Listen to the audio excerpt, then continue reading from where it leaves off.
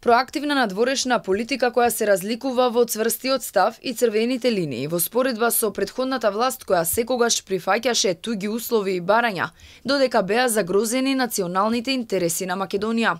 Експертите се децидни дека риториката на премиерот Христијан Мицкоски и лобирањето пред европејците ја покажува заложбата за откочување на евроинтеграциите, без префаќање, уцени и ултиматуми. Уставни измени со одложено дејство по моделот на Преспанскиот договор би значеле дека Бугарија нема да излезе со нови услови и повторно да стави рампа на патот кон ЕУ. Останува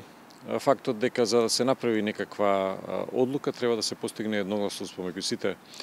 држави членки на Европската унија, вклучително и Бугарија, и сметам дека треба да се одвиваат двата процеси паралелно, односно представување на нашето досие и нашите иницијативи пред европските институции и останатите држави членки, и истовремено после евентуалниот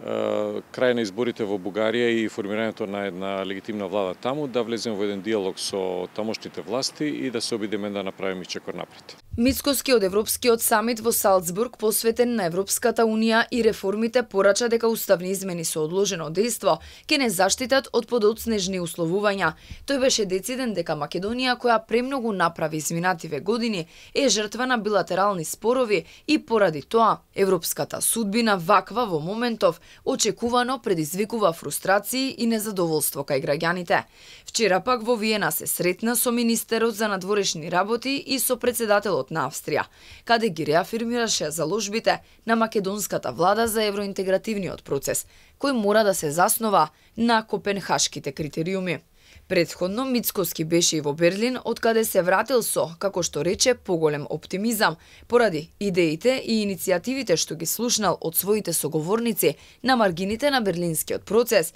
и од средбите со германските официјални представници. Утре во Скопје доаѓа и шефицата на Европската комисија Урсула фон дер Лајен, како дел од поголемата турнеа низ земјите од Западен Балкан. Ќе добиеме пораки на поддршка од страна на претседателката на комисијата, но сметам дека доколку Европската комисија навистина го има проширувањето високо на сопствената агенда и го има за приоритет, тогаш би требало да се направат напори да се разубедат државите кои што ги блокираат државите кандидати за почеток на преговорите и на тој начин да докажат дека европската идеја е жива. 4-дневната посета на фон дер Лајен започнува денеска во Тирана, таа утре во Скопје ќе се сретне со државниот врв, а потоа продолжува во Сараево, Белград, Приштина и Подгорица. Таа и претходно имаше средби со лидерите од земјите од регионот, од кои последните се одржаа минатата недела на самитот на Берлинскиот процес, но и на Бледскиот стратешки форум на почетокот на септември. На овие средби фон дер Лајен го истакнуваше значењето на регионот за Европската унија и на посветеноста на блокот за поддршка на земјите од Западен Балкан.